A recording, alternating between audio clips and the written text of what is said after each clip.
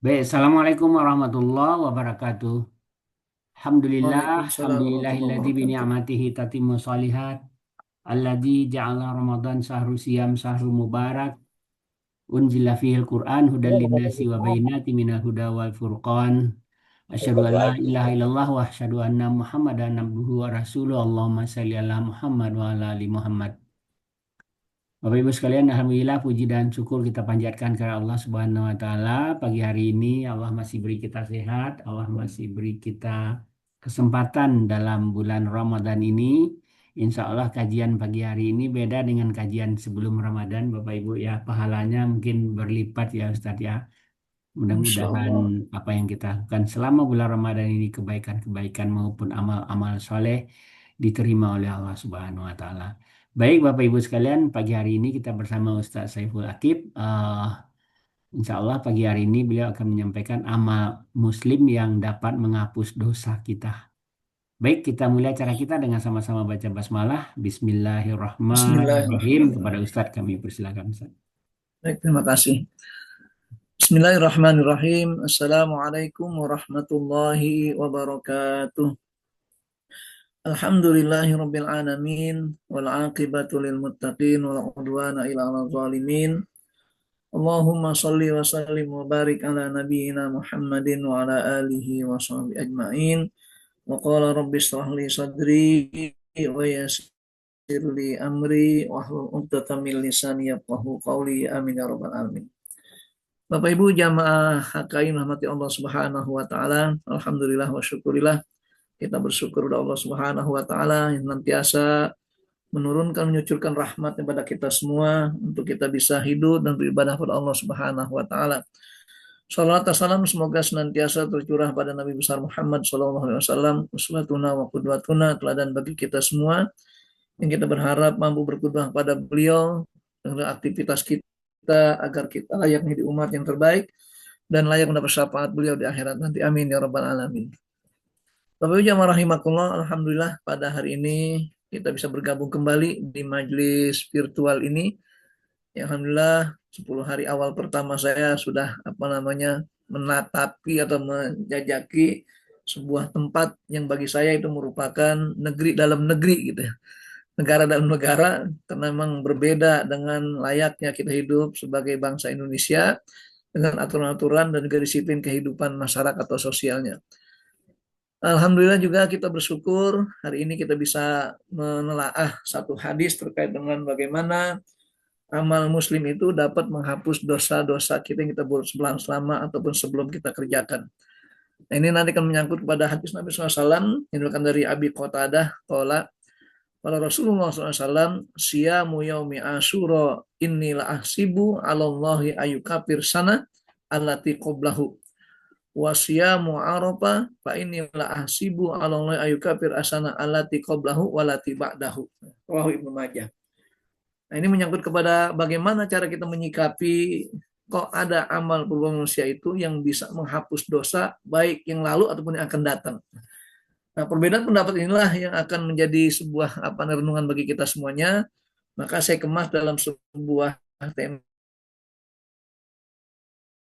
amal muslim dapat menghapus dosa. Apa sih amal ini? Ya, amal. Jadi ada amal soleh itu yang bersifat mahdoh dan ada yang bersifat muamalah. Kenapa demikian? Karena layaknya kita hidup di dunia, nah kita harus menampilkan bahwa kita ini hidup. Nah, orang dikatakan hidup jika dia bergerak. Maka pernah sampaikan gerakan tambah gerakan menjadi amal. Amal tambah amal menjadi prestasi. Prestasi akan melahirkan kebahagiaan kita dunia dan akhirat. Karenanya tidak luput kalau kita baca dalam sebuah firman Allah SWT dalam surat apa itu As-Saff itu ya. Dalam surah juga jelaskan tentang man amila solihan min dzakarin aw unsa wa huwa mu'min falanuhyiyannahu hayatan thayyibah wala najziyannahum ajrahum bi ahsani ma kanu ya'malun. Jadi Allah memberikan satu isyarat bahwa tentang amal soleh seorang muslim, seorang mukmin. Ini dikatakan man amila solihan, barang dia beramal soleh min dzakarin aw unsa, baik dia laki ataupun perempuan, Syaratnya wahwa mu'min. Dia harus beriman kepada Allah Subhanahu wa taala. Maka apa janji Allah? Yang pertama Allah janjikan kehidupan yang thayyib, yang baik-baik di dunia ini. Itulah kita katakan satu kebahagiaan hidup kalau Allah jaminkan di dunia adalah hidup yang thayyib, yang baik. Yang kedua, wala najziyannahum ajrahum bi ahsani ma kanu ya'malun. Allah berjanji akan memberikan balasan apa yang kita perbuat dengan balasan yang lebih besar, yang lebih baik dari apa yang kita kerjakan di dunia ini. Itu artinya apa? Kesolehan amal kita ini harus melahirkan tadi kebaikan-kebaikan dunia dan akhirat. Itu namanya amal soleh. Maka dalam kita ada dua macam amal soleh ini. Ada yang bersifat mahdoh. Nah, apa yang mahdoh itu? Itu semua gerakan manusia yang berdasar kepada perintah untuk mengikuti syariat yang dibawa oleh Rasul ataupun para nabi. Jadi siapapun sebagai seorang manusia di muka bumi ini, kalau dia melakukan gerakan-gerakan, tindakan dan perbuatan-perbuatan yang mengikuti syariat Allah SWT melalui Rasul-Rasulnya, itu menjadi nilai ibadah namanya. Makanya dalam konteks sholat contohnya, kenapa kita sholat? Allah perintahkan dalam sholat itu. Katakan wa aqimus sholah, wa atu zakah, tunaikan sholat, tegakkan zakat, tegakkan sholat, tunaikan zakat. Semuanya Allah berikan perintah, tapi dengan contoh teladan Rasulnya. Makanya Rasul katakan dalam konteks sholat, Sallu kama ra'aitumuni usolli. Sholatlah kalian, sebagaimana kalian melihat aku sholat. Berarti kalau kita sholat tanpa ikut tuntunan, tanpa syariat, itu bukan ibadah mahdoh namanya. Bukan amal soleh. Karena amal soleh ini yang bersifat mahdoh harus mengikuti tuntunan. Maka prinsip ibadah mahdoh begitu. Harus ada sandaran dasar syariatnya. Nah, tinggal kita katakan apa yang sudah dasar sandaran syariat itu semua ketentuan-ketentuan Allah dan Rasulnya yang dijadikan sebagai acuan kita untuk beramal, untuk berbuat. Jadi pertama kita katakan definisi amal soleh dalam konteks mahdoh semua gerakan manusia yang berdasar kepada perintah untuk mengikuti syariat. Dasar tersebut dibawa oleh para nabi yang Allah pilih. Makanya Rasul merupakan al-insan al-mukhtar, manusia yang dipilih. Kenapa dipilih? Karena sebagai parameter, sebagai jembatan, sebagai penghubung antara kegaiban Allah dengan syariatnya dengan kenyataan kita sebagai manusia. Maka jamaah rahimakumullah, kalau kita melakukan perbuatan atau ibadah menyembah Allah SWT, mau nggak mau ikuti tuntunan. Karena tuntunan itulah yang merupakan sebagai jembatan bagi kita. Dan kita sebagai manusia biasa pasti tidak tahu bagaimana hakikat kegaiban Allah dan syariatnya. Karenanya Allah mengutus utusannya, memilih utusannya untuk menyampaikan kepada umat manusia secara amah, secara menyeluruh. Ini kita katakan definisi ibadah mahdoh yang menjadi sebuah amal soleh bagi kita semuanya. Sehingga gerakan-gerakan tersebut memiliki cakupan, syarat, dan rukun dalam prakteknya. Nah, kenapa harus ada ketentuan seperti ini? Biar kita tahu dan kita sadar mana yang mesti dan mana yang tidak mesti. Mana yang harus ada dan mana yang boleh untuk tidak ada. Contoh namanya, dalam konteks wudhu saja, yang simpel. Berwudhu ini hakikatnya adalah kita bagaimana mengikuti tuntunan syariat. Seperti dalam surat Al-Ma'idah ayat 6, Allah katakan, wa idza qumtum ila shalah faghsilu wujuhakum wa aydiyakum ilal marafiq wamsahu biru'usikum wa arjulakum ilal ka'bain. Nah, kita lihat di sini ada 4 anggota tubuh yang wajib dibasuh ketika wudhu. Nah, karena 4 ini merupakan anggota yang wajib dibasuh, maka ditambah biar tidak seenak kita, terserah kita, ada tambahan kedua dalam rukun wudhu. Pertama niat, kedua tertib tambahannya. Berarti ketika menyangkut pada rukun ini, maka akan sempurna wudhu kita ikuti rukun tersebut. Dalam puasa ada rukunnya, sholat ada rukunnya, haji ada rukunnya. Kenapa?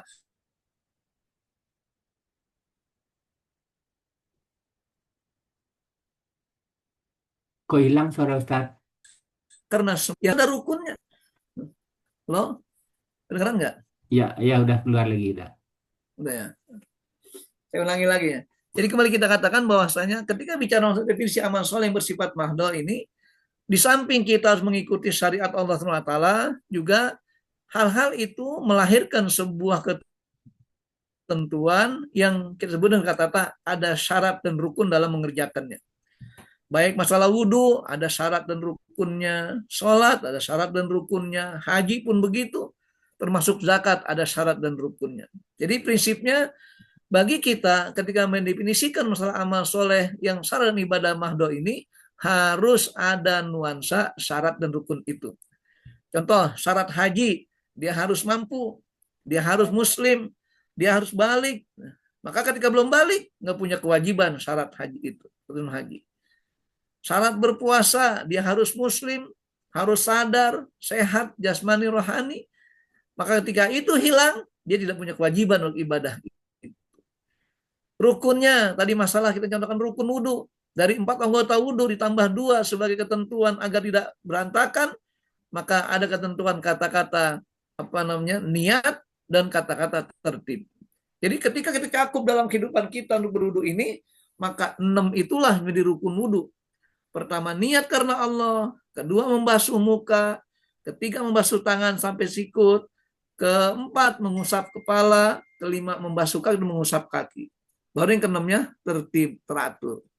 Ini contoh masalah di amal soleh yang menyangkut ibadah mahdoh. Beda halnya ibadah muamalah. Dalam ibadah muamalah, semua tindakan manusia yang berdampak pada orang lain, baik dampak positif ataupun negatif, itu sebenarnya muamalah. Kayak kita sekarang ini melaksanakan taklim walaupun via virtual seperti ini, aplikasi Zoom. Ini muamalah sifatnya. Kenapa? Berdampak.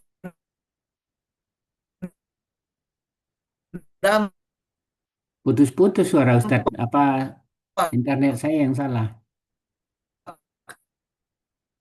Ibu-ibu yang lain dengar suara Ustadz jelas? Apa yang saya sampaikan, Bapak, Ibu, itu pun dampaknya.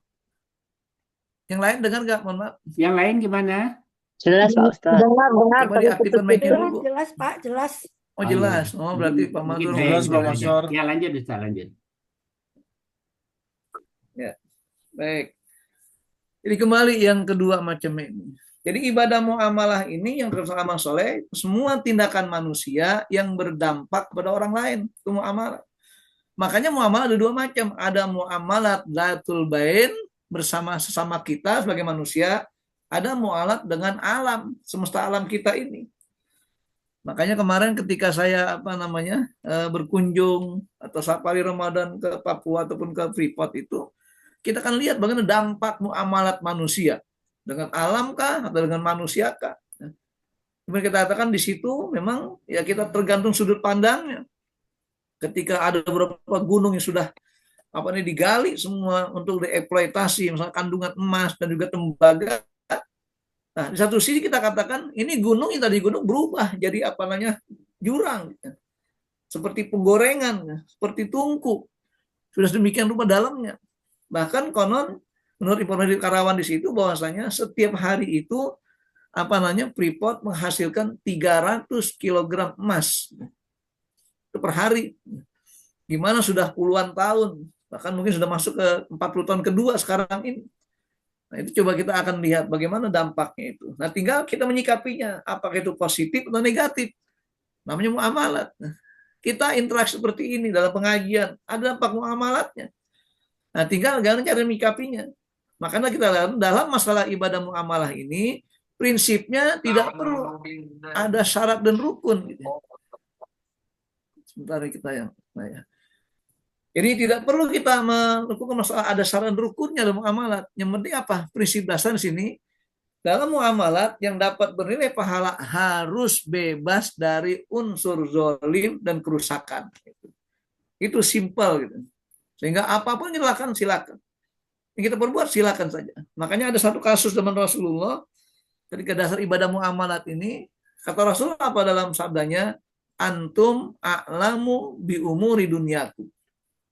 Kalian lebih tahu tentang urusan dunia kalian. Sehingga ngamatir sama. Itu ketika Rasulullah menanam sebuah korma, tiba-tiba ada sahabat lain memberikan saran kepada Rasulullah sebagai teguran. Kata sahabatnya, ya Rasulullah, kalau menanam korma harus begini, begitu seterusnya. Nah, karena sifatnya muamalat duniawi, bukan bentuk ibadah mahdoh, apa kata Rasulullah? Antum a'lamu bi umuri dunia. Kalian lebih tahu tentang urusan dunia kalian. Rasul pun nggak membatasi.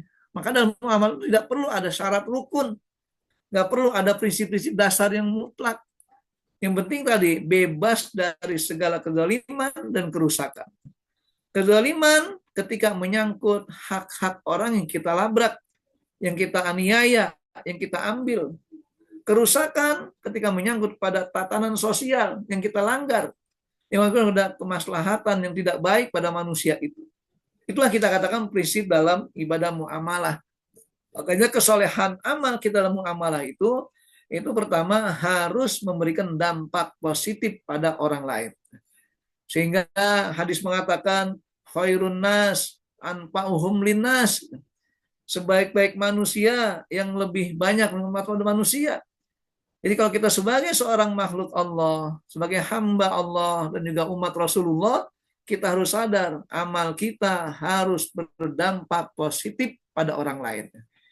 Ini kayak tindakan Pak Mazwar sebagai koordinator, sebagai pimpinan kegiatan ini. Beliau berkiprah mengumpulkan jamaah, mempersiapkan alat-alat komunikasinya.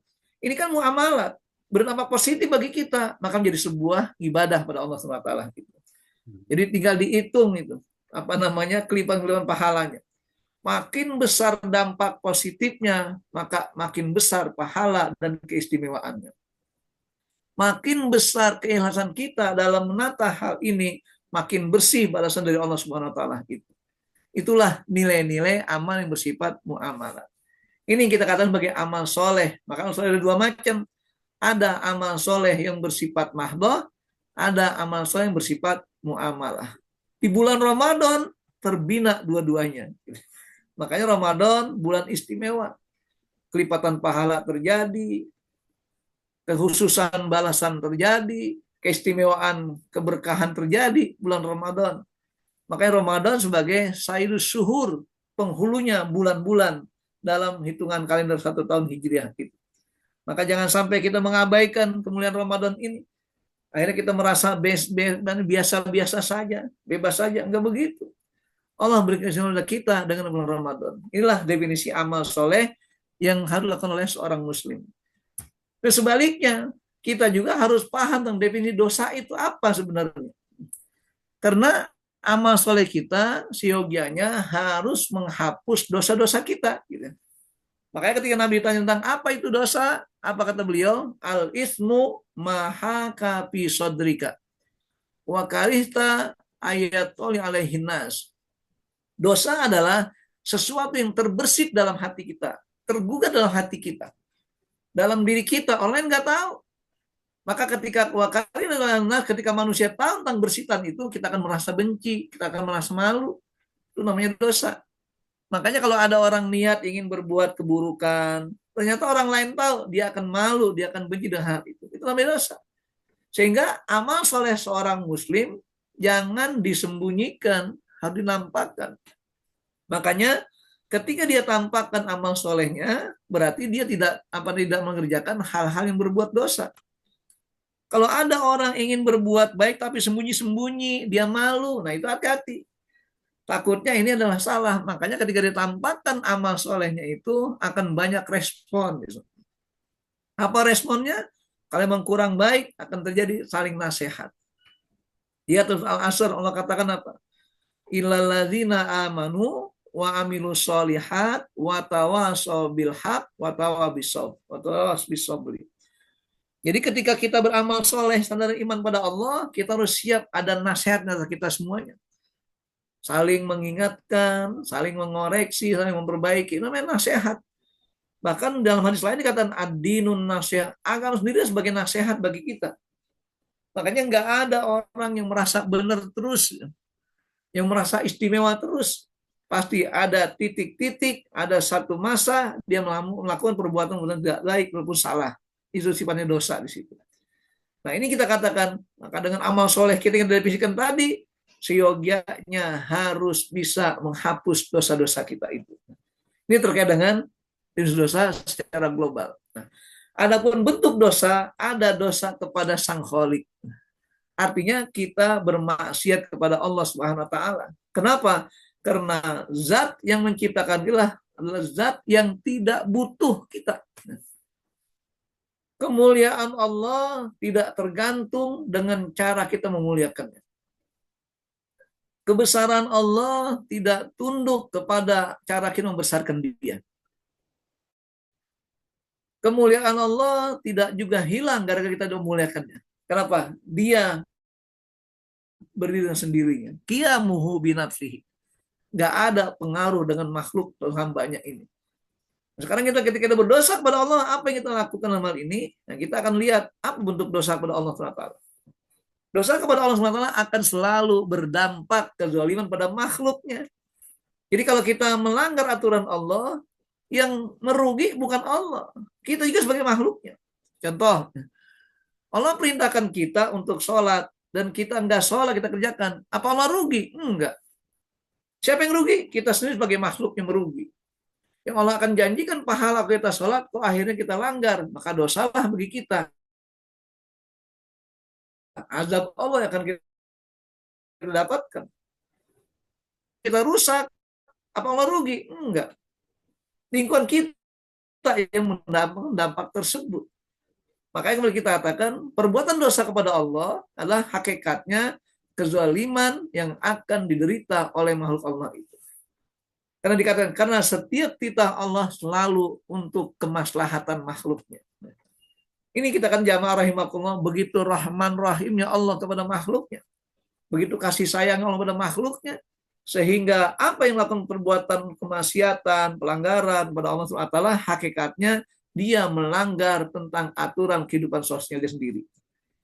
Ini yang kita harus pahami. Makanya kata-kata ketika kita berdosa kepada Allah, Allah nggak pernah rugi. Allah nggak akan terpengaruh apapun. Kenapa? Karena dia qiyamuhu binafsihi, wahdaniyah kudrat irodat. Dia Maha Esa, dia berkuasa, dan dia mampu mengerjakan segala kekuasaannya. Beda dengan manusia. Ketika manusia berkuasa, ternyata tidak mampu mengerjakan sesuatu itu. Sehingga saya sempat kemarin merenung gitu ya, ketika ke Freeport itu. Kan dalam hal ini kita katakan kita sebagai bangsa Indonesia ini ingin gitu ya, memaksimalkan eksploitasi hasil alam kita oleh bangsa kita sendiri.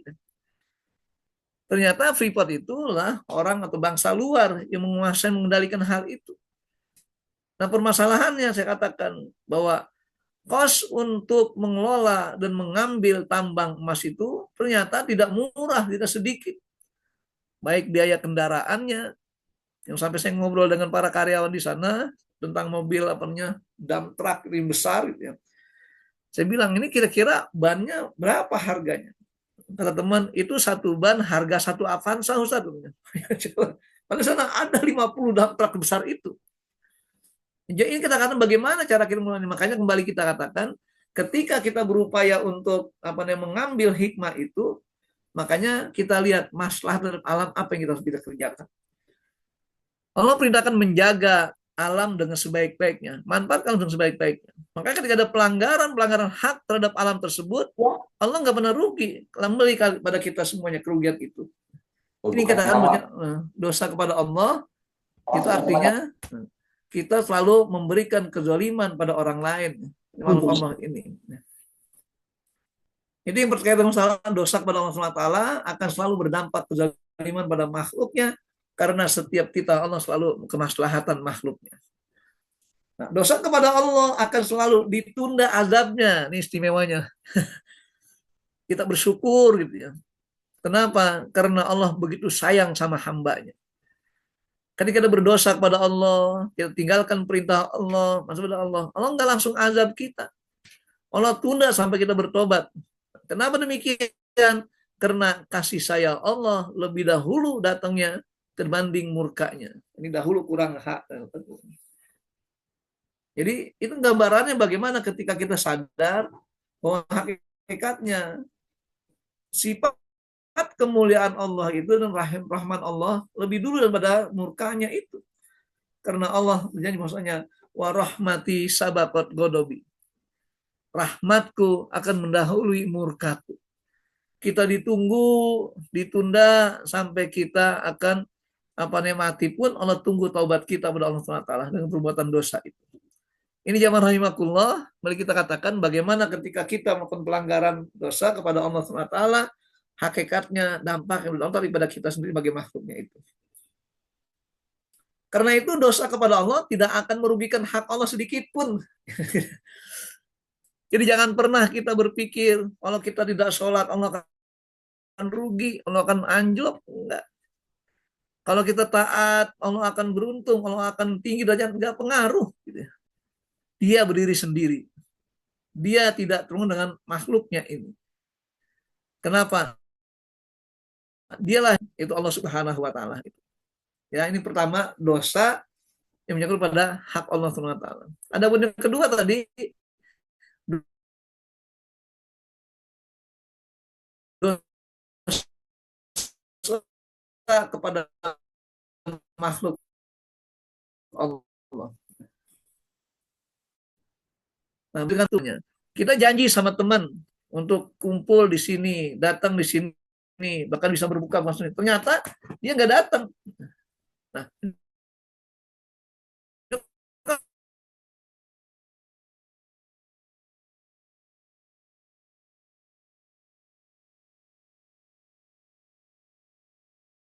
dosa. Kenapa? Karena anggar saudaranya yang acara sempurna, gara-gara dia nggak pernah datang, maka acaranya hak-hak kehidupan seorang makhluk, kita berdosa kepada makhluk, tapi otomatis juga akan berdosa kepada apa? Allah akan memberikan perhitungan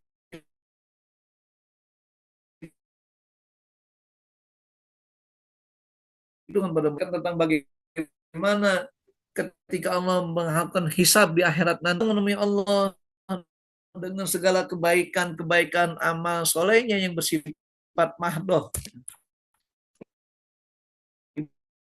ibadah mahdoh, membawa nilai puasanya, yang zakatnya yang baik semua, ternyata apa? Dia masih menyisakan kezaliman terhadap hamba Allah SWT. Maka Allah tahan. Allah tidak langsung tunaikan janji itu. Kenapa? Karena hamba ini masih terikat dengan hak-hak hamba yang lainnya. Maka hadis mengatakan wallahu fi aunil abdi maka nal abdu fi auni akhi.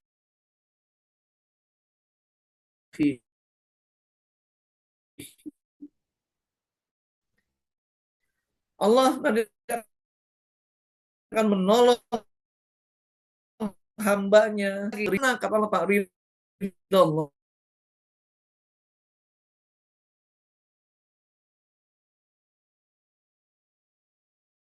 Allah fi ridho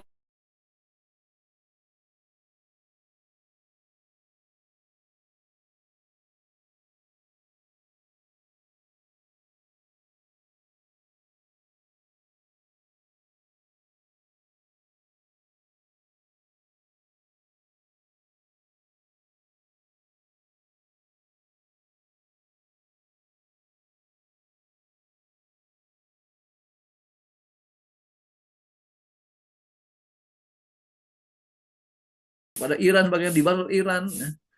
Itu artinya gambaran tentang kita nggak siap di amanat ini. Nauzubillah, kadang-kadang yang kita lihat bagaimana komitmen seorang pemimpin muslim untuk menjaga perdamaian dalam kehidupan antara Palestina dan Israel ini, artinya mereka membuat kesepakatan baru, kelompok-kelompok baru yang sifatnya merugikan umat Islam. Allah akan tanyakan semuanya ini. Kenapa? Karena menyangkut perbuatan dosa, melanggar hak-hak orang lain. Lihat genosida di Palestina saat itu. Kenapa dianggap suatu pelanggaran biasa? Sementara ketika mereka yang terbunuh satu orang dianggap sudah melakukan tindakan-tindakan yang arogan sebenarnya. Jadi kembali kita katakan, setiap makhluk akan ditanyakan tentang plus minus amanat dari dirinya itu.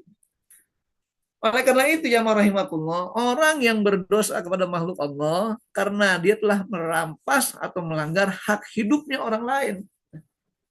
Jadi itu katakan dosa.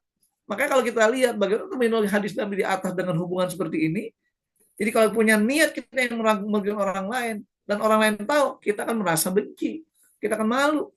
Contoh namanya, kita hidup bertetangga ini. Tiba-tiba apa? Kita ingin dan punya rencana gimana biar tetangga itu mungkin kehidupannya biar kacau, berantakan, kita gosipin macam-macam gitu. Nah itu karena ternyata orang lain tahu perbuatan kita itu, kita kan merasa malu. Maka jadi dosa bagi kita semuanya. Itu kadang perbuatan dosa yang kepada makhluk Allah SWT. Ini tentang terminologi masalah dosa yang nanti ketika kita beramal soleh, Allah akan hapus dosa tersebut. Baik yang melanggar hak Allah, atau melanggar hak-hak Adam yang hak makhluk Allah Subhanahu Wa Taala. Nah, apa dasar syariahnya dalam hal ini? Yang pertama dalam surat Hud ayat 114. Allah katakan, wa aqimis sholata tarafain nahar wa zulafan minal lail. Kerjakanlah sholat di antara dua siang, yaitu zuhur dan asar. Wa zulafan minal lail, dan juga tengah malam atau di malam hari, termasuk maghrib, isya, dan subuh. Apa kata Allah? Innal hasanat yuzhibnas sayiat. Sesungguhnya perbuatan-perbuatan baik itu otomatis akan menghilangkan dampak perbuatan-perbuatan buruk kita semuanya. Dan kata lain akan menghapus segala dosa dan kesalahan kita. Apa zalika zikra lizan, sebagai peringatan bagi orang sadar untuk mengingat Allah dan syariatnya itu. Ini lihat dasar syariatnya, begitu indah Allah, tentang bagaimana dampak amal soleh bisa mengurung segala perbuatan dosa-dosa kita yang kita kerjakan selama ini. Yang kedua, masalah perintah untuk bertobat. Dalam At-Tahrim 8 Allah katakan, ya ayyuhalladzina amanu tubu ilallah taubatan nasuha. Ya orang yang beriman, tobatlah kalian dengan sebenar-benar tobat. Apa harapannya? Asa rabbukum ayyukaffiru ankum sayiatikum. Kita berharap agar Allah SWT sebagai Tuhan kalian akan menghapus segala dosa dan kesalahan kita dengan bertobat kepada Allah SWT. Maka tidak ada tobat oleh seorang hamba kepada Allah kecuali Allah akan malu kalau tidak mengijabah dan tidak mengabulkan tobat tersebut. Nah, tinggal cara kita mungkin bertobat harus bersifat nasuha. Tobat yang betul-betul, tobat yang sebenarnya. Ini dasar yang kedua. Yang ketiga adalah hadis Nabi SAW dari Abi Dzar mengatakan, qala li Rasulullah SAW, ittaqillah haitsuma kunta wa atbi sayyatal hasanata tamhuha wa khaliqin nas bi khuluqin hasanin. Kata Rasul pada Abu Dzar, ya Abu Dzar, ittaqillah haitsuma kunta. Bertakwalah Allah, bertakwalah engkau kepada Allah SWT dimanapun engkau berada. Dan ingat kata Allah, wa atbi sayyatal hasanata tamhuha. Ikutkan setiap perbuatan buruk dengan perbuatan baik dengan harapan bisa menghapus segala keburukan kita itu. Maka bagaimana caranya? Lagi-lagi karena menyangkut hak-hak adami, perbuatan itu wa khaliqin nas bi khuluqin hasanin. Pergaulilah manusia dengan akhlak yang baik, akhlak yang mulia. Jadi jamaah rahimakumullah, ketika menyangkut cara bagaimana kita berupaya untuk mendapatkan nilai-nilai tambah dalam cara kita melahirkan amal soleh yang bisa menghapus dosa kita, maka pasti ada hubungan dengan hak-hak manusia yang lain. Makanya kita sebagai makhluk sosial jangan pernah berpikir dan jangan beranggapan kitalah yang paling baik, kitalah yang paling sempurna, sehingga orang lain seolah-olah nggak berikan manfaat pada kita semuanya. Nggak begitu. Karena setiap perbuatan kita akan berdampak pada orang lain. Makanya kita pikirkan juga, kita boleh mohon maaf namanya tahajud gitu. Tapi kita harus pahami kira-kira mengganggu orang tidak. Kita boleh berzikir, silakan, tapi kita mengganggu orang tidak. Ketika orang sepakat, nah silakan kita kerjakan. Sebuah kesepakatan dalam menjadikan amal itu berdampak positif, pahala bagi kita semuanya. Inilah kita katakan perintah Rasulullah, ittaqillah haitsuma kunta wa atbi sayyatal hasanata tamhuha wa khaliqin nas bi khuluqin hasanin. Oleh karena perintah untuk mengerjakan sholat 5 waktu adalah proses penghapusan dosa. Kenapa? Karena sifatnya berbuat baiklah setiap ada keburukan yang kita lakukan. Karena dengan kita berbuat baik, berharap Allah akan menghapus segala keburukan kita yang kita kerjakan ini. Bertobat secara nasuh adalah perintah Allah SWT kepada hambanya. Agar apa? Semua dosa kita diampuni. Makanya udah bertobatan nasuha, jangan pernah ragu lagi. Tinggal kita lihat bagaimana dampak positif bagi kita semua. Antara dikabulkan atau tidak dikabulkan, semua dampak dari kita sebagai hamba Allah ini. Maka pembiasaan diri berbuat baik pasca perbuatan dosa sunnah syariah untuk menghapus dosa yang lalu. Jadi jangan pernah kita merasa apa istilahnya bangga gitu ya dengan perbuatan dosa kita. Saya bilang, buktinya Allah nggak pernah mengancam saya, nggak pernah menghukum saya.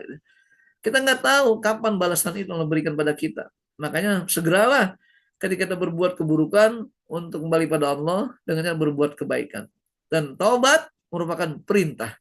Taubat merupakan ibadah. Zikir, ibadah. Sholat, ibadah. Maafkan orang, ibadah. Infak, ibadah. Sedekah, ibadah. Itu merupakan kebaikan-kebaikan yang bisa menghapus dosa-dosa kita semuanya. Ini terkait dengan dasar syariahnya. Apa jenis-jenis amal yang dimaksud tersebut yang bisa menggugurkan segala dosa-dosa kita semuanya. Ini saya sampaikan beberapa poin saja. Nanti sebagai kesimpulan bagaimana ketika kita bersolat pada Nabi ke bagian dari amaliyah ibadah yang Allah terima pada kita semua. Yang pertama, taubatan nasuha. Kenapa? Karena hal itu adanya pengakuan seorang hamba akan kelemahan dirinya. Ya. Kita merasa lemah. Maka lihat bagaimana kata Ibrahim dikatakan Allahumma ini asku basi wa hudni ilallah. Ya Allah, aku mengeluhkan kelemahanku dan kekuatanku ini. Jadi kalau kita merasa angkuh, sombong, Allah akan meningkatkan sombongannya itu. Maka dikatakan al-kibriya'u libasi wal azamatu ridai. Faman yunadiyani fi ahadihima azabtu wala ubali. Al-kibriya, kesombongan adalah merupakan pakaianku. Wal azamah, dan ketinggian adalah merupakan perisaiku. Maka siapapun hambaku yang melakukan tindakan-tindakan untuk menantang keduanya ini, kata Allah apa? Azab wala ubali, akan azab dia dan aku tidak pernah pedulikan lagi. Jadi prinsipnya kalau kita sombong, Allah akan meningkatkan kesombongan itu. Sehingga nggak bisa menandingi Allah dengan segala perbuatan apapun. Dan tobat tersebut disebut nasuha minimal mencakup 4 hal. Pertama, tobatnya hanya kepada Allah saja. Innama taubatum Allah lillahi manusu abijahal. Bertobat hanya kepada Allah, bukan kepada seorang kiai, bukan kepada orang tua, bukan kepada macam-macam bagi makhluk orang lainnya, hanya kepada Allah. Yang kedua, harus ada sifat penyesalan, namanya an-nadam. Karena hakikat taubah an-nadam, penyesalan. Apa ini penyesalan? Betul menyesal dia. Dan yang ketiga, harus ada sifat azam, tekad untuk berbuat baik. Maka ketika dia sudah punya azam demikian rupa, lagi-lagi taubatnya harus dari semua dosa, harus dirinci atau dibatasi. Karena kita sering berdoa, Allahumma inni tubtu ilaik min jamil ma'asi, dari semua dosa kita. Astagfiruka min jami'iz dzunub, dari semua dosa kita mohon ampun. Jangan dibatasi, ya Allah aku mohon ampun dari dosa mencuri aja. Untuk menipu yang belum ketahuan, maka saya belum bertobat. Enggak begitu. Semua dosa kita perbuat, lakukan pertobatan kepada Allah SWT. Ini jenis amal yang pertama yang dimaksud dengan bisa menghapus dosa kita. Yang kedua, menjalankan sholat, puasa, dan bersedekah yang sifatnya ibadah mahdoh. Kenapa? Karena hal itu, karena seorang hamba berusaha untuk selalu dekat dengan Allah dan selalu merasa dipantau oleh Allah SWT. Kita sholat, merasa dekat dengan Allah. Sehingga hadis Nabi dikatakan, inna aqrabal abdi ilallahi inda sujudihi fajtahidu bibid doa. Sedekat-dekat orang hamba hubungan dengan Allah ketika dalam keadaan sujud dia. Dan sujud ada ketika sholat. Makanya orang sholat melahirkan ketundukan, kepatuhan, dan istiqomah dengan segala perbuatan-perbuatan itu. Puasa sebagai pembersih jiwa kita. Karena dikatakan oleh patah Arab, likulli syai'in zakatun wa zakatun nafsi asyam. Pembersihan jiwa dengan berpuasa. Termasuk bersedekah. Kenapa? As-shadaqatu tutfi'ul khoti'at. Sedekah bisa menghapus segala kesalahan sebagaimana air bisa menghapus api sedang menyala-nyala. Ini kita katakan upaya kita menjalankan ya ibadah-ibadah pada Allah baik bersifat pada penuh amalah, targetnya Allah akan hapus dosa dan kesalahan kita semuanya. Kemudian juga zikir dan istighfar. Kenapa? Karena pelakunya berupaya untuk ingat dan diingat oleh Allah SWT dan setiap hidupnya. Kalau kita berzikir, kita akan ingat Allah. Kata Allah apa? Fazkuruni azkurkum. Ingat aku akan ingat kalian. Jadi ada semacam dampak feedback. Dan lagi-lagi itu tujuannya apa? Agar seorang hamba sadar. Jangan hanya mengharap ridha Allah, sementara kalian tidak menjalankan perintah Allah. Jangan mengharap dekat dengan Allah, sementara kalian tidak mau dekat dengan Allah. Jangan mengharap ingat Allah, lalu dia sama Allah, sementara kalian tidak pada ingat pada Allah SWT. Lagi-lagi zikir termasuk istighfar. Kenapa istighfar? Karena tolabul gufron, mohon ampunan. Yang namanya ampunan harus dipohon, harus diminta, nggak bisa sendirinya. Makanya ketika orang mendefinisikan Ramadan fase kedua sebagai bulan ampunan itu, kita harus minta, kita berupaya. Gimana caranya? Tadi memaksimalkan ibadah, memaksimalkan muamalah yang positif, dan sekaligus menuangkan semua kemampuan untuk kita ingat pada Allah SWT. Lidah kita, lidah yang berzikir kepada Allah. Hati kita yang luluh tunduk pada Allah SWT. Amal kita yang sudah dipantau oleh apa yang Allah lakukan pada kita semuanya. Maka kata Allah firman-Nya, "Ma yalfizu min qaulin illa ladaihi raqibun atid." Tidak ada yang terlintas di lidah kita ini kecuali Allah sudah akan mencatat dari 2 malaikatnya itu. Ingat pada Allah, zikir pada Allah. Maka zikir artinya ingat. Dan mengingat bisa dengan ucapan, bisa dengan perbuatan, bisa dengan hati. Makanya Imam Ghazali mengatakan sedikit-dikitnya zikrullah, kata-kata alhamdulillah wa subhanallah sebagainya. Kenapa? Dengan lidah kita. Maka teruskan dengan hati kita. Baru akan kita lakukan dengan perbuatan kita semuanya. Ini kita katakan amal-amal yang bisa menghapus dosa-dosa kita semuanya. Kemudian berprasangka baik kepada sesama. Agar apa? Agar hilang sifat suudzon kita kepada sama makhluk Allah SWT. Makanya jadikan hal perintah. Atau apa? Ya ayyuhalladzina amanu ijtanibu katsiran minadh-dhonni. Kalian yang beriman, hindari banyak-banyak prasangka buruk pada orang lain. Kenapa? Inna ba'dadh-dzunni ismun. Karena sebagian prasangka adalah keburukan dan dosa. Wala tajassasu, jangan mencari-cari. Mungkin walayat tabanu, dan kesalahan saling mencaci satu yang lainnya. Maka gambarkan dengan kata ayuhibu ahadukum ayakulama himaitan pakarihtumu. Apakah kalian senang makan daging saudara kalian yang kalian benci dengan hal itu? Wattaqullah innallaha tawwabur rahim. Bertakwalah kepada Allah, Allah Maha Taubat, penerima taubat, Allah Maha Penyayang bagi hambanya. Ini kita katakan bagaimana ketika kita bicara tentang jenis-jenis amal soleh yang intinya membuat kita untuk sadar, untuk terpaku dan terpaut hati kita pada amal-amal yang seperti itu, sehingga melahirkan kesadaran kita ini semuanya menjadi penghapus dosa-dosa kita. Terakhir nanti slide-nya tentang bagaimana hikmah kalau kesimpulan dari amal tersebut yang pasti mustajab. Nanti kita akan buka setelah kita mungkin tanya jawab dulu. Baik, silakan mungkin untuk kita diskusikan, tanya jawab akan memberikan manfaat pada kita semuanya. Baik, terima kasih Ustadz untuk ronde pertama ini. Silakan Bapak Ibu kalau ada yang mau mempertanyakan atau memperjelas lagi kepada Ustadz. Silakan. Dibuka mic-nya masing-masing ya. Ustadz, tadi Ustadz menyampaikan bahwa ya silakan. Siapa? Ya, saya Pak Ustadz. Ya, Yunarti.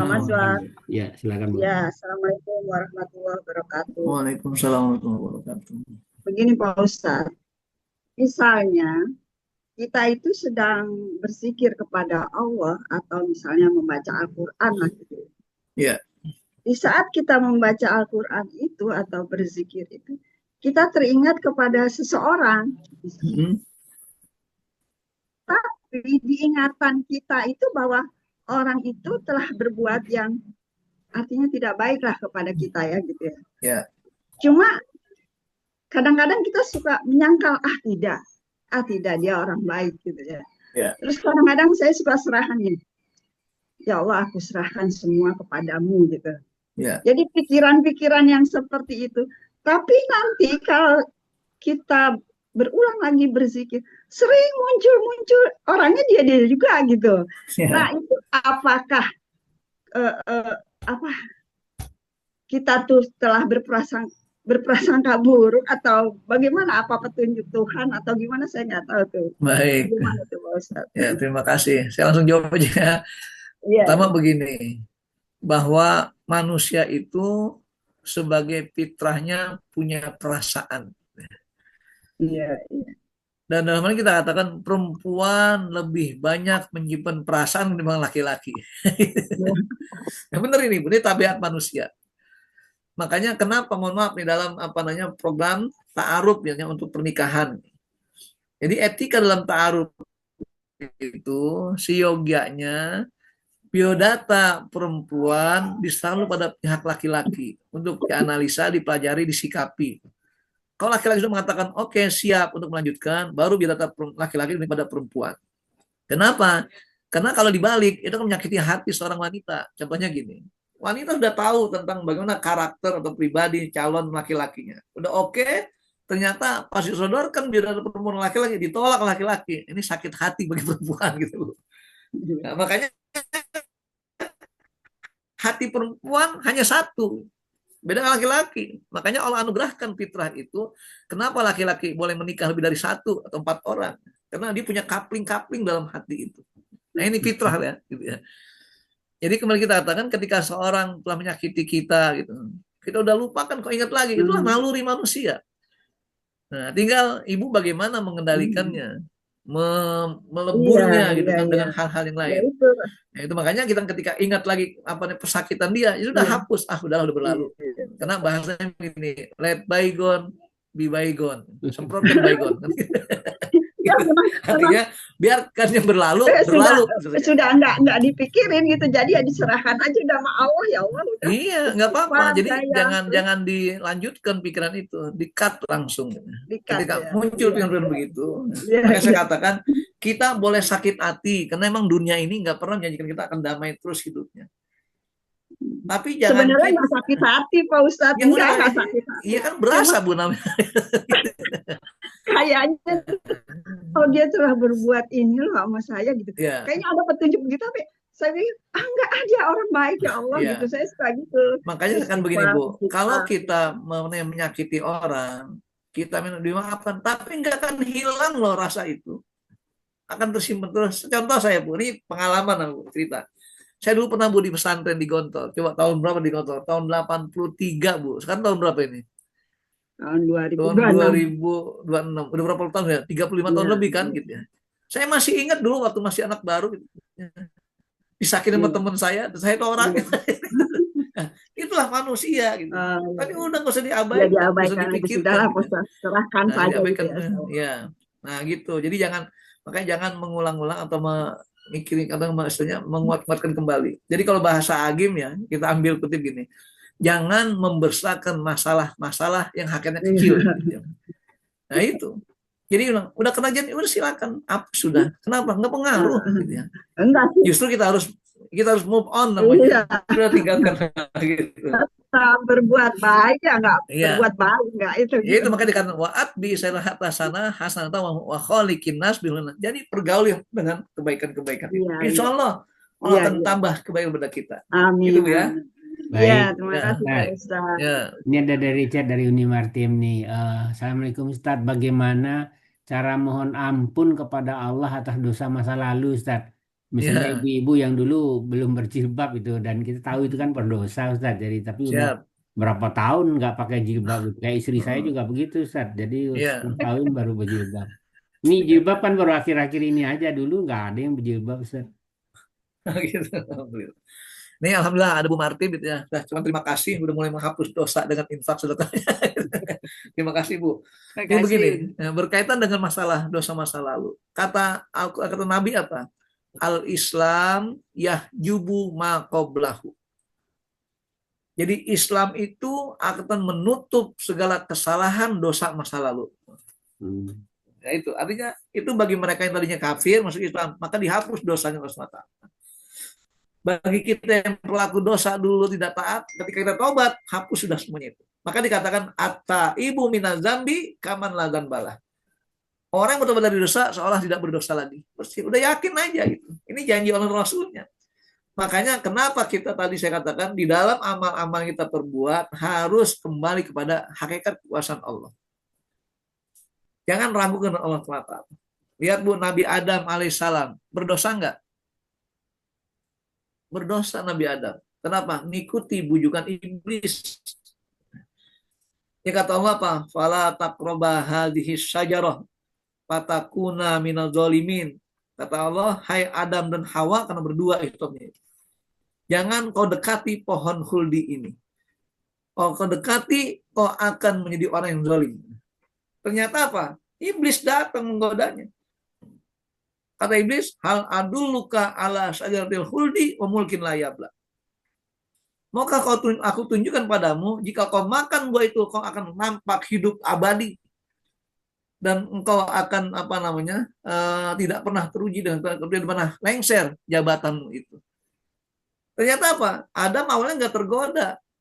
Karena laki-laki lebih kuat pada godaan setan.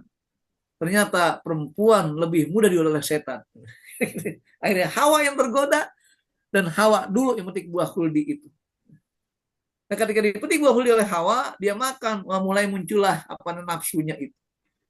Akhirnya apa Hawa? Dam. Nah, ini sebagai teman dekat gitu, sebagai pendamping hidupnya. Nih buah khuldi ternyata enak juga, silakan makan. Dimakan oleh Adam. Kenapa? Dirayu oleh Hawa. Ini Bu. Maka itu kita katakan, kata Allah lagi ini, kata Allah. Inna kaida syaiton karena doipa. Godaan setan itu lemah, tapi inna kaida kunna azim. Tapi tipu daya wanita lebih dahsyat ketimbang setan itu. Ini kata Allah, bukan kata saya. Ini yang terjadi. Makanya ketika dunia ini bisa baik ketika wanitanya baik-baik. Dan dunia bisa hancur ketika wanitanya juga menjadi hancur. Maka dikatakan an-nisa imadul bilad. Wanita tulang punggung negara. Adapun laki-laki tulang punggung keluarga. Jadi kalau perempuan tulang negara, tapi kalau laki-laki tulang punggung keluarga. Jadi intinya jamaah rahimakumullah, ketika bicara masalah bagaimana Adam telah berdosa, apa enggak diterima tobatnya? Enggak, Allah terima, tadi diusir dari surga. Karena fatalaqa Adam min rabbi kalimatin fataba alaihi. Akhirnya Adam mendapatkan kalimat untuk bertobat dari Allah Ta'ala. Akhirnya apa? Allah terima tobatnya. Apa doa Adam? Rabbana zolamna anfusana wa illam taghfir lana wa tarhamna lanakunal khasirin. Jadi kalau ibu-ibu pernah berdosa di masa-masa awal, kita berdosa di masa awal, masa jahiliyah kita, banyak-banyak baca doa Nabi Adam ini. Kenapa? Allah akan ampuni. Dan harus yakin. Makanya jangan bangga dengan perbuatan dosa masa lalu. Ini kadang-kadang begini, mantan preman gitu ya. Oh, saya dulu jadi preman, nggak ada yang berani sama saya. Pokoknya saya ambil, saya sita semuanya. Dan pemerintah pun atau aparat pun nggak mampu. Jangan bangga dengan keangkuhan itu. Ketika dia bertobat.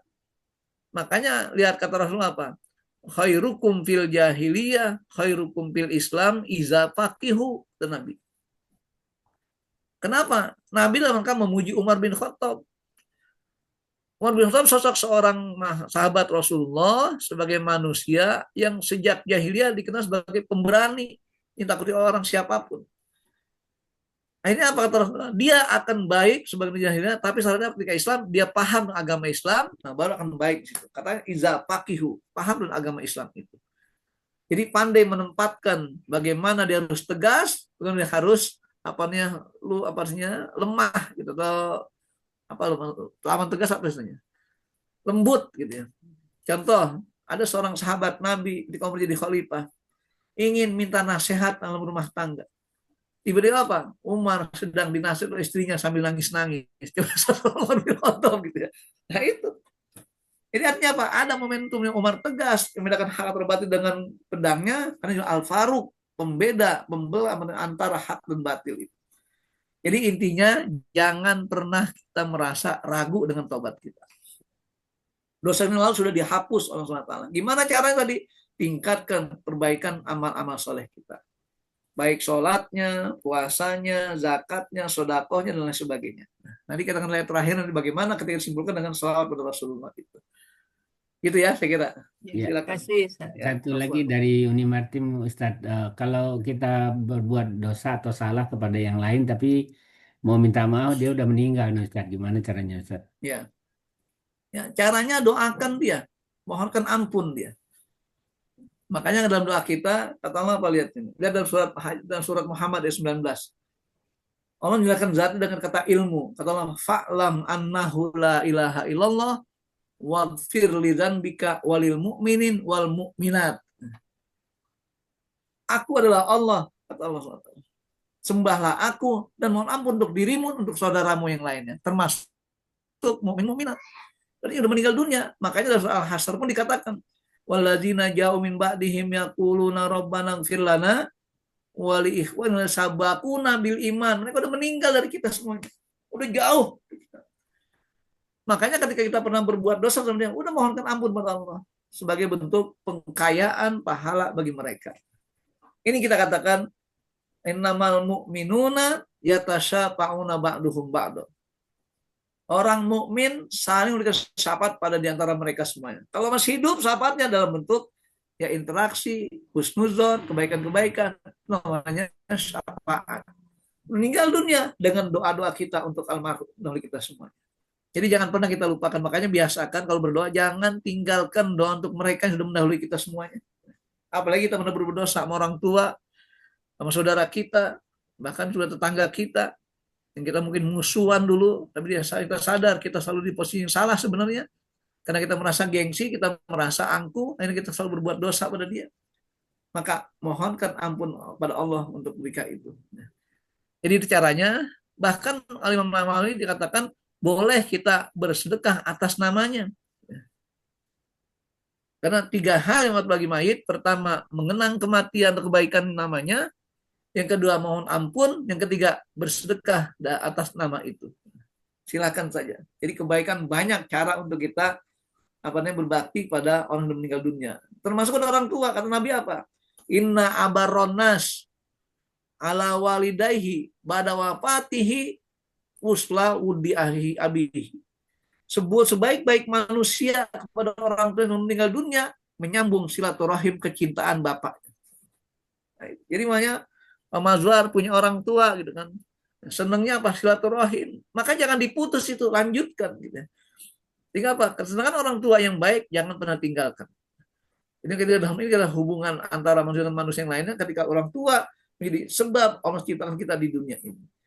Makanya nggak ada kata bekas orang tua. Nggak ada kata bekas anak. Yang ada bekas istri sama bekas pemimpin kita. Gitu. Kalau mami udah bekasnya, dulu dia mantan presiden, iya udah mantan presiden, udah jadi presiden lagi, mantan namanya. Walaupun masih berkuasa seperti presiden juga. Karena kenapa? Ada kesalahan sistem berarti kita ini.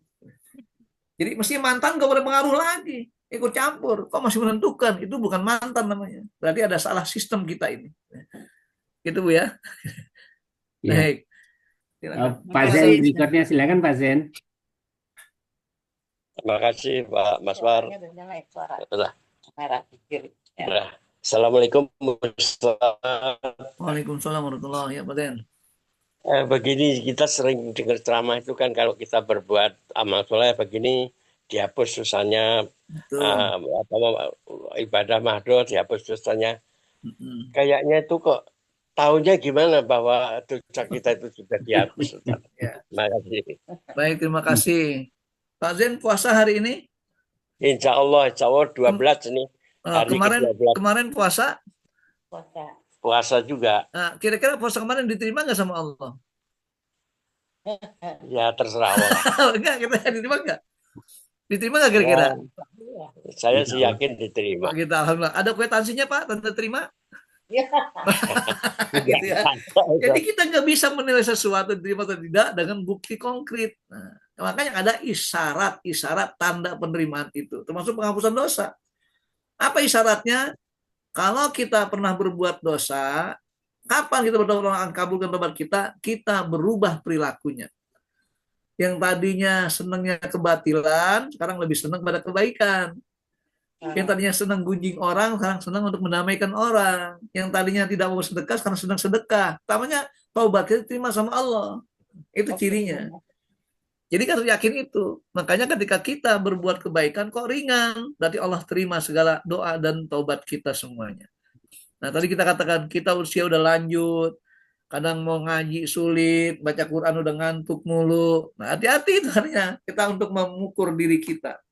Kenapa? Makin kita melakukan tindakan positif dalam ibadah, menunjukkan taubat kita diterima sama Allah SWT. Makanya kata Nabi tadi apa? Al-Islam yahjubu ma qablahu. Islam akan menutup merapat-rapat kegiatan buruk kita yang lalu. Kemudian hadis lain mengatakan at-taibu minaz zambi kaman la dzambalah. Orang yang bertobat dari dosa seolah tidak pernah berdosa lagi. Bersih sudah. Makanya Ramadan target kita bagaimana ampuni dosa kita semuanya. Dalam hadis lain dikatakan rogima anfu rajulin, celaka orang siapapun dia. Kenapa celaka? Dakhul ali Ramadan. Ramadan datang kepada dia. Suman salaho dan akhirnya berlalu Ramadan. Falam yughfar dzunubuh. Ternyata belum diampuni dosanya. Itu yang jadi rugi bagi kita. Alhamdulillah dengan ngaji ini Allah akan ampuni. Kenapa? Ini kebaikan masalahnya. Kalau Anda pernah perbuatan buruk dengan kita berbuat baik, lagi-lagi wa'at bi sayyi'atil hasanah tamhuha, akan dihapus segala keburukan kita itu. Maka harus optimis, yakin kepada Allah SWT. Ya, jadi harus yakin dan insya Allah Allah sudah terima tobat kita semuanya. Pasal jangan Amin, tadi, amin, amin. jangan niat balik lagi. Itu bukan tobat namanya. Tomat. Tobat kumat. Jadi Baik, kalau silakan.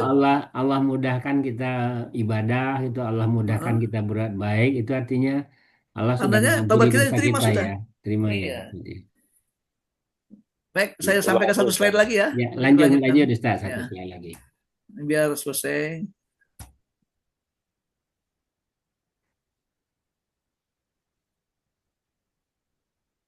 Nah, ini. Dan kesimpulan dari amal-amal yang tersebut semuanya itu, maka letaknya mana? Pada kata-kata ini. Dengan meneladani Rasulullah serta berselawat atasnya. Ini kesimpulan utamanya. Kenapa demikian? Gitu? Karena amal-amal kita yang lain, kadang kita ragu. Diterima atau makbul atau tidak makbul. Tapi kalau salawat, otomatis akan terima langsung. Karena tidak ada yang bersalawat pada Rasulullah, Allah akan bangkitkan dunia untuk menjauh salawat tersebut. Maka Nabi mengatakan, man sholla alaya sholatan, barang bersalawat pada satu salat saja, sallallahu alaihi wasallam, Allah akan bersalawat padanya 10 kali lipat. Kan itu.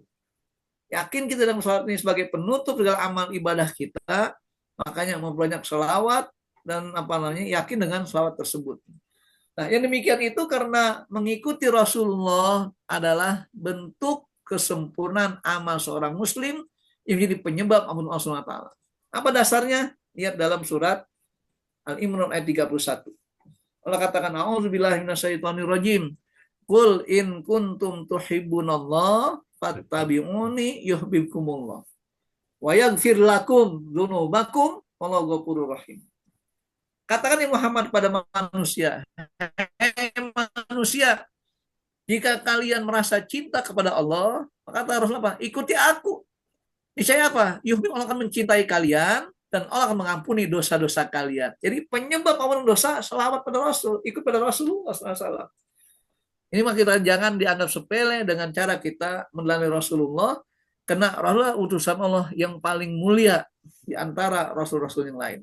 Khatamul anbiya wal mursalin, penutup para nabi, penutup para rasul. Laqad kana lakum fi uswatun hasanah. Allah sudah ciptakan Nabi Muhammad sebagai contoh teladan dalam kehidupannya itu. Bagi siapa? Liman kana yarjullah wal yaumal akhir. Jangan pernah kita meragukan tentang kemuliaan Rasulullah. Makanya kata orang Arab mengatakan kafa bil muslim ayat bi Muhammad SAW. Cukuplah orang muslim untuk meneladani Rasul saja. Nggak usah idola kita kepada selainnya. Apalagi anak muda sekarang gitu kan, pada K-pop apalah gitu ya, pada personal macam-macam. Ngapain kita sebagai seorang muslim yang teladan kok nyari orang yang tidak layak untuk kita teladani? Nah, begitu seterusnya. Karena kalau Rasul dijamin oleh Allah SWT. Bahkan ucapannya sendiri adalah wahyu. Akhlaknya adalah Al-Quran. Coba apa yang dilakukan dalam hal ini? Allah sudah puji. Wa innaka la'ala khuluqin azim. Engkau adalah zat atau makhluk yang aku angkat derajat akhlak demikian rupa. Kemudian dalam dirimu ada contoh teladan yang terbaik. Jika siapa yang mau mengikutimu, Allah akan jaga pelihara kehidupannya. Bahkan akan masuk surga bersama Rasulullah SAW. Ini terkait dengan bagaimana sebagai pamungkas dari segala perbuatan kita bisa menghapus dosa ini adalah bersolat kepada Rasulullah SAW. Ada tentang selawat atasnya, ini adalah perintah Allah SWT. Innallaha wa malaikatahu yusholluna 'alan nabi. Yang artinya sesungguhnya Allah malaikatnya selalu berselawat pada nabinya. Ya ayyuhalladzina amanu shollu alaihi wasallimu taslima. Hai orang yang beriman, berselawatlah kalian kepada Nabi Muhammad dengan salam yang sempurna. Kira-kira kalau kita mendengar ayat ini, apa yang kita jawab? Terus kalian ada ayat yang mengatakan, ya ayyuhalladzina amanu, hai orang yang beriman, berselawat kalian pada Allah, kepada Rasulullah SAW dengan salam yang sempurna. Apa yang kita jawab? Allahumma salli ala Nah, Muhammad. Allahumma sholli ala sayyidina Muhammad. Kenapa serahnya pada Allah lagi? Karena Allahumma, ya Allah, berselawatlah engkau kepada Muhammad. Itu sebagai isyarat bahwa kita tidak mampu membatasi, mengukur kemuliaan Muhammad untuk kita selawat atas. Kita serahkan pada Allah SWT. Begitu istimewanya. Ini ajaran Allah loh, bukan keinginan Rasul. Maka sahabat bertanya, ya Rasulullah, kami tahu tentang bagaimana kita bersalam kepadamu, tapi tidak kami tahu bagaimana cara berselawat kepadamu ya Rasulullah. Maka kata Allah apa? Ya ayyuhalladzina amanu shollu alaihi wasallimu taslima. Kita minta Allahumma sholli ala Allah. Ya Allah, berselawatlah engkau pada Muhammad. Karena engkau lah yang layak untuk menyampaikan pujian-pujian pada Rasulullah ini. Ini indahnya jamaah rahimakumullah. Maka kita katakan sebagai umat Rasulullah jangan pernah merasa merugi atau menyesal. Kemuliaan Nabi Muhammad nggak ada tandingannya, nggak ada parameternya. Jangan pernah kita menganggap Muhammad sama dengan makhluk yang lain. Makanya ketika dulu ada siapa itu yang Kompas ya atau Tempo yang menderajatkan Rasulullah di bawah derajat presiden. Na'udzubillah, itu mal'un, terlaknat. Kenapa? Rasul nggak ada tandingannya dalam hal ini. Allah yang memujinya, Allah yang memberikan derajat begitu tinggi, nggak ada hak manusia di situ. Makanya sampai kita kata Muhammad manusia biasa, oh itu sangat keliru. Ketika beliau katakan saya sebagai manusia biasa, namun Allah berikan wahyu padaku sebagai satu isyarat, Nabi Muhammad begitu rendah, memposisikan dirinya, begitu tawadu kepada hamba Allah yang lainnya. Tetap kita sebagai umat Rasulullah menjaga kewibawaan dan keagungan, kebaikan akhlak Rasul dengan segala perilaku dan sikapnya itu. Nah, kalau ada orang yang ramadhan mudah melecehkan Nabi Muhammad SAW, maka berarti sangat durhaka. Sampai-sampai Presiden Putin saja itu memanggil masyarakat muslim melalui majelis fatwanya mendukung bahwasanya buat undang-undang kalau ada mereka yang mau misalnya menjelek-jelekan Rasulullah, maka hukum berat akan diterapkan pada orang tersebut. Itu seorang kafir loh. Apalagi umat Islam kok bisa melecehkan seperti itu. Ini ya Allah, kita bersyukur pada Allah SWT. Apa yang kita lakukan, yang kita sikapi ini untuk mengikuti syariat-Mu adalah proses kita mencari ridho-Mu ya Allah. Makanya kembali kita katakan ikuti Rasulullah SAW, Allah akan ampuni dosa kita semua. Qul in kuntum tuhibbunallah fattabi'uni yuhibbukumullah wa yaghfir lakum dzunubakum dan seterusnya. Maka wajar ketika Rasul masih hidup dulu, ada seorang sahabat Nabi Umar bin Khattab yang begitu antusias, begitu menjaga kemuliaan Rasulullah, sampai-sampai menganggap Rasulullah ada unsur Tuhan, nggak akan mati. Maka jika mendengar Rasulullah wafat, langsung naik pitam Umar, mengatakan, siapa yang mengatakan Muhammad telah wafat, akan tebas leher. Kenapa? Saking begitu percaya kemuliaan Rasulullah. Tapi datang Abu Bakar memberikan pelurusan. Apa Abu Bakar pada masyarakat di depan Umar? Ya ma'asyaron nas, hai manusia sekalian. Man ya'budu Muhammadan fa innahu qad mat. Siapa yang menyembah Muhammad, dia sudah wafat. Wa man ya'budullah fa innahu hayyun la yamut. Siapa yang menyembah Allah, maka dia zat yang selalu hidup, tidak pernah mati.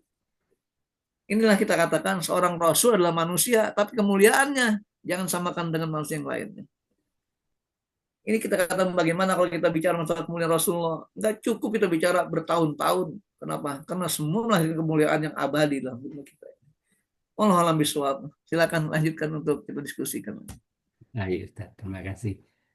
Silakan Bapak Ibu, ini ada di chat lagi nih. Kalau yang meninggal, yang orang yang salah berbuat dosa yang mau minta maaf dia udah wafat itu, tapi ini non Muslim, Ustaz, gimana mendoakan? Ya, ya orang non Muslim itu mau kita doa nggak ada hikmahnya, nggak ada manfaatnya.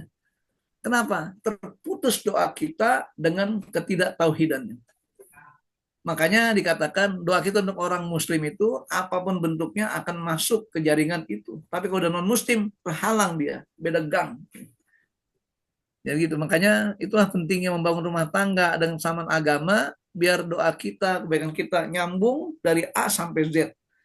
Tapi kalau kita berinteraksi atau bergaul atau masuk keluarga sama orang non Muslim, hanya sebatas mohon maaf hubungan kasur saja. Di luar itu nggak ada manfaat apapun. Itulah naudzubillah. Makanya jangan bangga kalau misalnya kita membangun rumah tangga berbeda agama. Karena saya dapatkan seorang jamaah itu pengajian. Dibilang, Ustaz, ini anak saya ada 4 orang, mereka rata-rata nikah dengan laki-laki atau perempuan yang tidak seagama. Oh jangan bangga Bu. Ini ujian besar loh bilang gitu. Kenapa? Itu hubungannya zina. Doa itu nggak pernah masuk, nggak nyambung. Coba apa yang diharapkan dengan hubungan seperti itu? Dan bagi Islam bahwasanya hubungan kehidupan manusia ruhian wa batiniyah. Ruh dan batin harus nyambung dengan hal ini. Makanya saya katakan hati-hati ketika kita membangun kehidupan, ya, membangun rumah tangga yang harus seiman, seagama. Kenapa? Semua kebaikannya akan lahir terus mengalir pada kita semuanya. Saya kira itu. Makanya dalam harta waris, kalau mereka sudah meninggal dunia, nggak saling mewariskan. Dalam mahram, mereka mau nikah, nggak saling memahramkan. Nggak ada hubungan seperti itu. Cuma dipaksakan saja, adalah kesalahan kita. Memaksakan sesuatu yang tidak ada aturannya.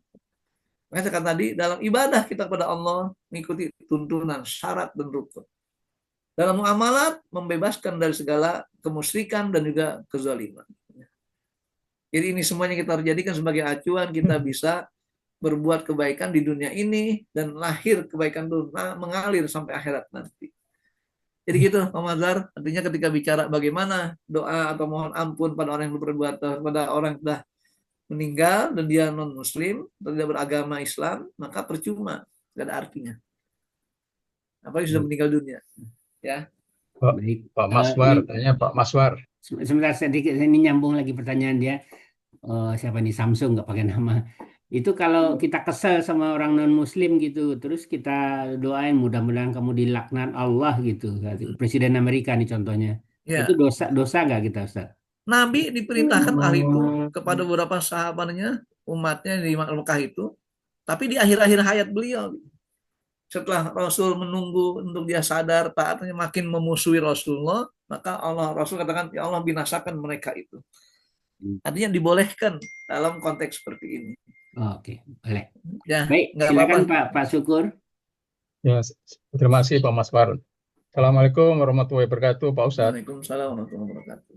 Allah itu menyebut nabi-nabi lain itu langsung namanya, wahai Adam, wahai Isa itu. Tapi kepada Nabi Muhammad itu Nabiullah atau Rasul. Betul. Ini mungkin kami menganggap ini cuma kemuliaan yang tadi lebih mulia dia itu ya. Nah, kemudian gini Ustaz. Kemudian ada saya baca tapi lupa apakah hadis apa tidak. Jadi ada sahabatnya Rasul memanggil-manggil Rasulullah itu Muhammad gitu kan. Lalu ada dikasih tahu kalau manggil Nabi itu ya Nabiullah. Allah aja seperti itu. Nah, kemudian ada kalau kita menyebut nama Nabi Muhammad tuh jangan seperti Allahumma sholli ala Muhammad, Allahumma sholli ala Sayyidina Muhammad. Nah, ini bagaimana ini? Kalau apakah kita kalau tidak mengatakan Sayyidina itu kemudian kurang sempurna atau salah gimana? Terima kasih Pak Ustaz. Baik, terima kasih. Jadi ini masalah khilafiah Pak, masalah menyikapinya. Jadi gini, kalau bahasa dulu dosen saya di Al-Azhar itu namanya dosen Umar, saya lupa itu. Kata beliau begini, saya aja kalau manggil teman saya yang sudah jadi pejabat itu pakai bapak, pakai Said kata dia gitu. Pak Mazhar namanya. Kita bilang nggak bilang mohon maaf, panggil Mazhar aja, enggak, panggil bapak sebagai penghormatan. Karena sebagai orang yang mungkin lebih memiliki derajat semuanya. Nah, sekarang manggil Nabi Muhammad dan Muhammad saja. Kok elok, kok merasa nyaman. Jadi kata Nabi ketika palatu sayyiduni, jangan kau saidkan aku, itu sebagai tanda bentuk ke rendah hati Rasulullah. Jadi tawaduan Rasul. Makanya kita katakan selama nggak ada larangan, bukan berarti dilarang. Gitu. Jadi kata-kata kalau nggak diperintahkan bukan berarti dilarang untuk melakukan perbuatan yang lainnya. Jadi itu intinya. Sehingga menjadi sebuah definisi ini terjadi khilafiyah. Kenapa? Karena kata-kata Nabi, ana sayyidu bani Adam, wala tusayyiduni fis shalah. Saya adalah penghulunya anak Adam, tapi saya jangan dielu-elukan ketika sholat. Jangan dia mengagung ke sholat. Ini sebagai bentuk Nabi merasa tawadul hal ini. Jadi gitu prinsipnya, ya boleh saja, boleh dua-duanya. Asal jangan nama Muhammad disamakan dengan nama orang biasa. Muhammad lu mau kemana? Nah, gitu.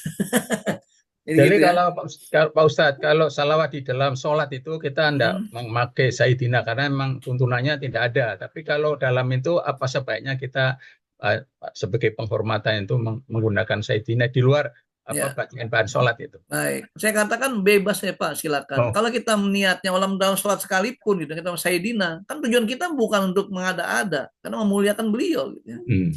Jadi kita artinya bukan menambah sesuatu yang sifatnya mengada-ada. Nah ini makanya sebagai ucapan atau bentuk kalimat-kalimat yang kita jadikan sebagai bagaimana peningkatan kualitas iman kita, tapi kita mengagungkan Rasulullah SAW.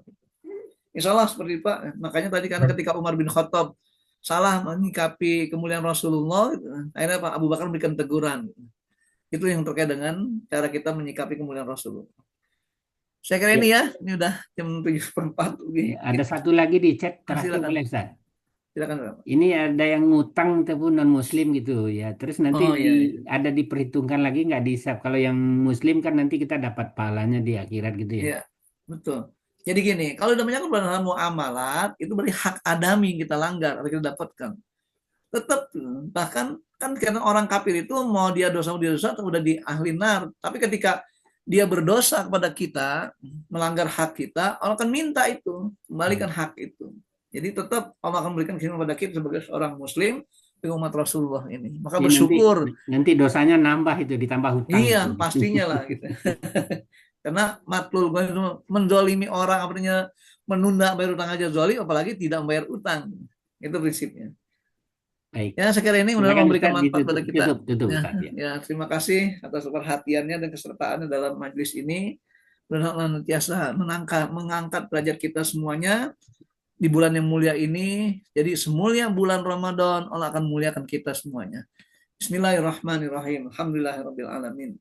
Allahumma sholli ala sayyidina Muhammad wa sayyidina Muhammad. Allahumma ja'al jam'ana hadza jam'an marhuma wa tafarruqana mimma dukan ma'suma wa la taj'al fina wa la ma'ana wa la bainana syaqian wa la mahrum wa la matruda innaka ala kulli syai'in qadir. Allahumma ati nufusana taqwaha wa zakkiha anta khairu man zakkaha anta waliyuha maulaha. Allahumma rabbana taqabbal minna salatana wa siyamana wa qiyamana wa ruku'ana wa ta'limana wa ta'abbudana wa tilawatana wa tasbihana wa tahlilana wa tamim taqsirana ya Allah ya alamin. Rabbana atina fid dunya hasanah wa fil akhirati hasanah wa qina adzabannar. Sallallahu ala sayyidina Muhammadin wa ala alihi wasallam. Alhamdulillahirabbil alamin. Wal afu minkum. Wassalamualaikum warahmatullahi wabarakatuh. Waalaikumsalam warahmatullahi wabarakatuh. Terima kasih Ustaz. Terima kasih semua. Sampai ketemu. Kita tutup acara kita dengan sama-sama baca hamdalah dan doa kafaratul majelis. Alhamdulillahirabbil alamin. Subhanakallahumma wa bihamdika asyhadu an la ilaha illa anta astaghfiruka wa atubu ilaik. Sampai pekan depan pertemuan terakhir kita ya Bapak Ibu sekalian. Terima kasih Pak Mas. Terima kasih, sampai ketemu. Terima kasih Pak Mas. Terima kasih semua ya. Assalamualaikum warahmatullahi wabarakatuh. Warahmatullahi wabarakatuh. Waalaikumsalam warahmatullahi wabarakatuh.